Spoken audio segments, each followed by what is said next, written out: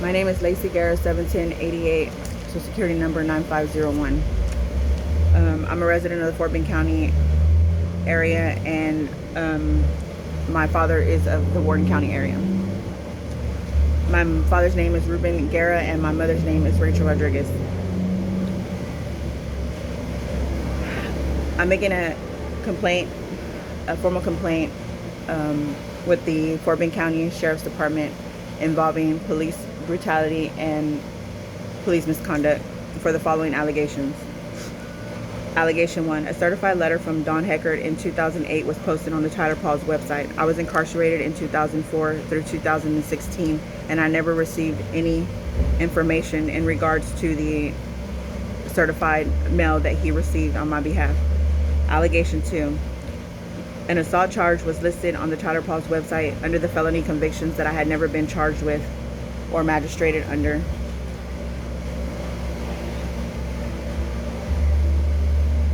Allegation 3. The Tyler Paul's website saying my discovery packet that the weight I was charged with on a Mandel charge,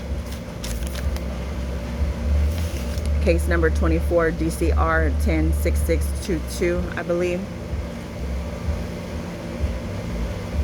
stated that I had sold more weight to the officer that I actually had, and that I had took him to the location that I resided at, which was 2002 George Street in Richmond, Texas 77479.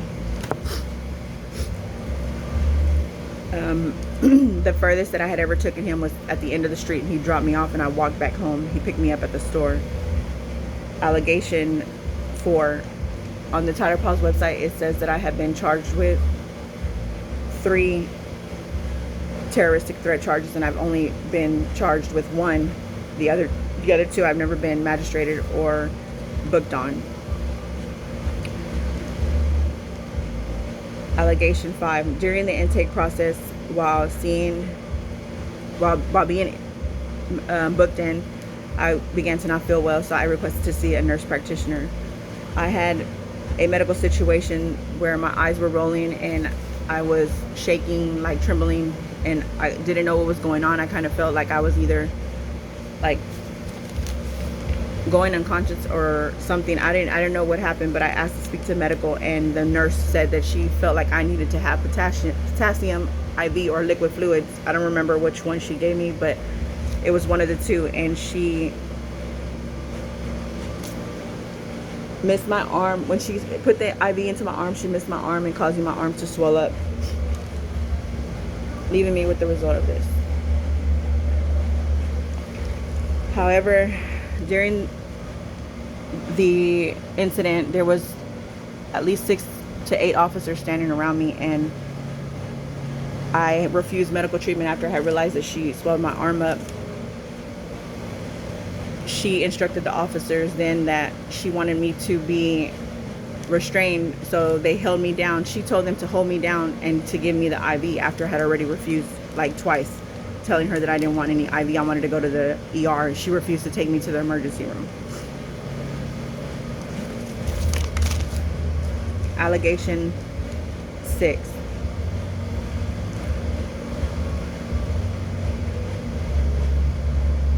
Oh, excuse me, let me backtrack. So while in the custody of the Fort Bend County, again, after this incident, I had requested to the grievance officer and medical to give me the names of the nurse and the officers that were assigned that day for the incident, for the allegation of my complaint. And the grievance officer responded multiple times and came to see me, stating that they only saved the camera footage inside of a jail for only 30 days, and after that they take it away. So it was too late, and that the nurse information he was trying to give me, I had to go through the medical department for medical records. Basically making it harder than what it needed to be for me to retain this information. Allegation 6. While being escorted through the Sally Port by a Richmond police officer, he removed his body cam and put it in the back seat of his SUV while being taken to the back door. While in the search area, I was facing the wall and I had my hands there ready to be searched and patted down, and the officer turned around, and when I turned around, I witnessed the officer of what seemed like he was syncing my phone to his phone. I had requested to make a formal complaint on the situation because I had went to jail for my brother assaulting me. I had called 911 and I was the one arrested. So during requesting for a formal complaint, I asked the officer to please I asked the officer to please answer a question for me, and he gave me the complaint form and said that at no point of time an officer is supposed to remove their body cam, and they're supposed to record as soon as contact is made with somebody until their report is done in the percentage or whatever, that their camera's not supposed to stop.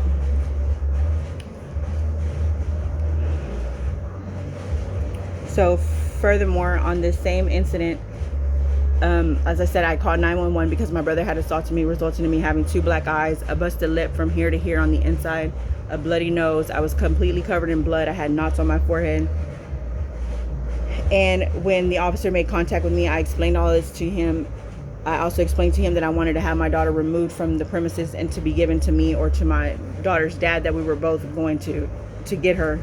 However, when the officer went to go investigate the situation with my brother and my sister-in-law, they made an allegation against me saying that I had attempted to burglarize or force entry into their home.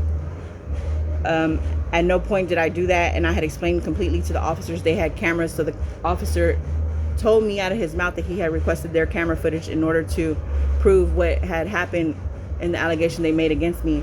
So at this point, I had already been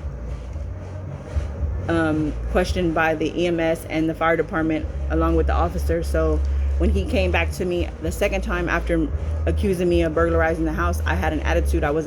My headache was banging and all that, and I was telling him, like, I already answered your questions. There's nothing more that I can tell you that I didn't already tell you, because I didn't burglarize that house. He then told me rudely that I needed to put my hands behind my back and that he was taking me to jail for burglary.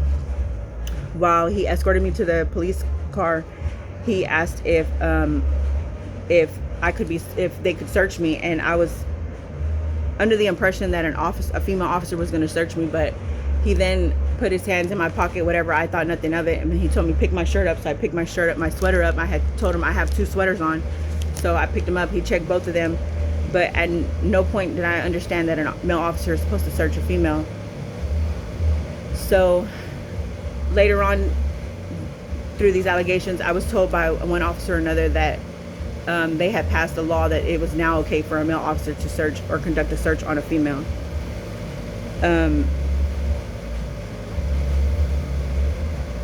While being magistrated the following day in the Fort Bend County Jail, during the magistrated process, there was a female judge, and a male DA that were in the courtroom with me without a lawyer present. And I had never seen a DA inside of the courtroom before during the magistrating process, because I thought that, it wasn't time for that. But they basically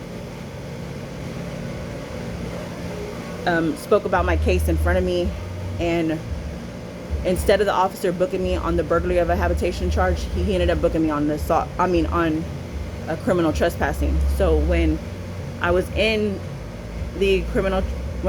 magistrated on criminal trespassing, the DA and the judge were discussing my charge, and they hired my charge from criminal trespassing to a burglary of a habitation, which was the second time that they did that, not the first. I found it a little awkward and strange that the DA was present without my attorney being present. I sat in the county jail at this time up until probably about 90 days for the indictment to go through, and the findings of the indictment was that there was no evidence to pursue the charge, so they basically dropped my charge. But I was sitting in the county on other charges at this point that they had came off my bond on. On the on the paperwork for the timesheet in the jail, it says that I was only incarcerated on the burglary charge for 14 days, but that was not correct. I was incarcerated for almost up to 90 days before they dismissed my charge.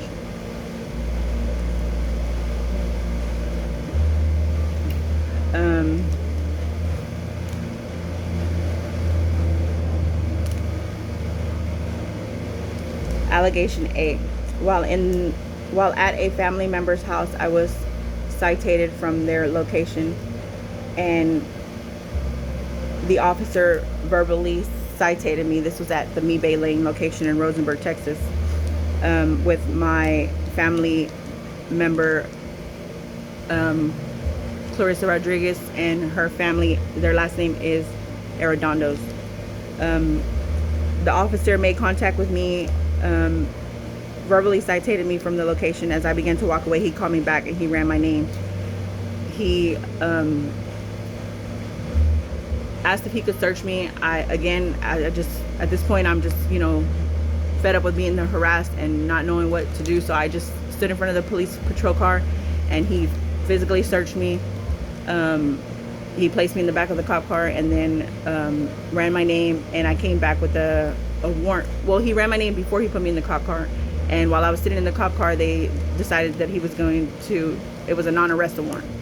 So he let me out, and I walked down the street. As I was walking down the street, I felt that there was some type of form of harassment going on between him making contact with my family and whatnot. So I was kind of like paranoid, looking over my shoulder, watching back at them of what was going on. And he sat there for a pretty good minute before he decided to take off, after he had already made sure that I had left the scene. When I got to the end of the street, which was a dead-end street, the officer, as he exited the street, he turned right or left, I don't remember, but he made the block again and came back down the block, and I hid from him. As I was hiding from him, not wanting to see me, at the end of the street in the car parking lot where they have a mechanic shop, I seen that he passed. So I turned around and I walked back down the street, going towards where they have an alley at, that I have a friend that lived there in the past. So I was like, let me take my chance to see if they still live here. Before I could even make it to the alley, which was not even halfway down the street from the location that I lived at, he pulled up behind me and told me to turn around and come here. So when I turned around and went to him, he said, turn around, you're under arrest. And I said, for what? And he said, for pedestrian walking on the road, and for walking on the wrong side of the road. So I was booked in Rosenberg under this charge. And as I was being released, they gave me a PR bond, I believe, on the charge, or I don't remember what they gave me on the charge, to be honest with you, but I know that I was wanting to receive the body cam of evidence of this officer patting me both times, and they stated that hold on, okay, bond for 3 charges. So allegation number 9, I'm sorry. Officer Hayes, number 4130, and I Hernandez 4155, harassed me and made threats against my family members. So I'll start from the beginning. In April of 2026, on the 405 Pultar address in Richmond, Texas, which is a sheriff location, I went to the Richmond Police Department, and because I have a criminal trespassing at the 405 Pultar address, and I inquired about getting my daughter, and the officer that made contact with me was a male officer, an older white man, and he said that he would escort me to the premises. He escorted me to 405 Pultar and conducted the proper investigation as far as me inquiring about my daughter with my sister-in-law and my brother, and they told him that they had paperwork they wanted to serve me with. Well, he said that the paperwork they were trying to give me was not certified paperwork, so they weren't going to take it, and it wasn't a notary either. So I asked if I could see the paperwork. He said that he refused to give it to me because it wasn't certified and it wasn't issued by the court.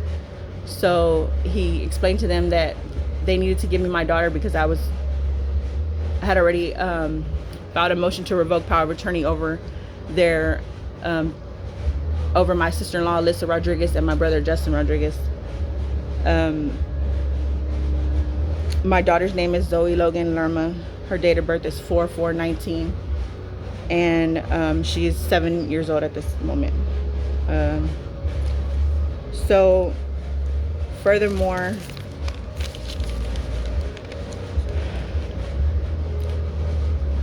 another officer made contact with me, which was a younger white guy. I didn't catch his name or his badge number at the time, but there was 4 officers in total that made contact with me.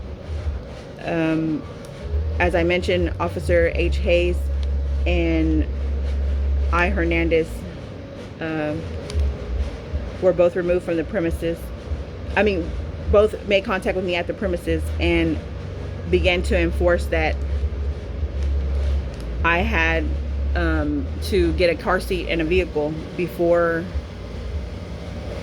I could take my daughter from the location. So earlier that day, my brother had drove me to the police department, the same brother, Justin Mike Rodriguez, that had had my daughter, and told me that my daughter was at a care provider. But as I was talking with H. Hayes, he mentioned that he was the reason that my daughter was not at that location and that he had removed her from the premises, basically making me feel that he was threatening my daughter and my life, like in a sense, as far as her whereabouts and her well-being. And I told him, I said, you do know that I feel like you're threatening me. Is your body cam on? And all 4 officers were standing around me when I made this remark, and they all said yes, that their body cams were off. So not after about 10 minutes or whatnot of them still telling me I needed to get a car seat in a vehicle, and I had explained to them I live right down the street right now, and I'm staying at 1101 Lydia. I was like, I can walk down there at no cost to get my, to have my daughter. I said, it's nothing, everybody else walks. Why is it a problem for me to walk home with my kid? So at this point, I feel like he began to like mock me and entice me by like saying that I couldn't get my daughter and that I wasn't going to get her back. And he walked in between 2 vehicles, and while he was standing in between the 2 patrol cars, he was talking on his cell phone, and my brother was standing at the back door area, and I was standing by the street, and we both witnessed and heard him mention that we would not be seeing my daughter anymore and that she was not coming back to that location. So I went to the police department in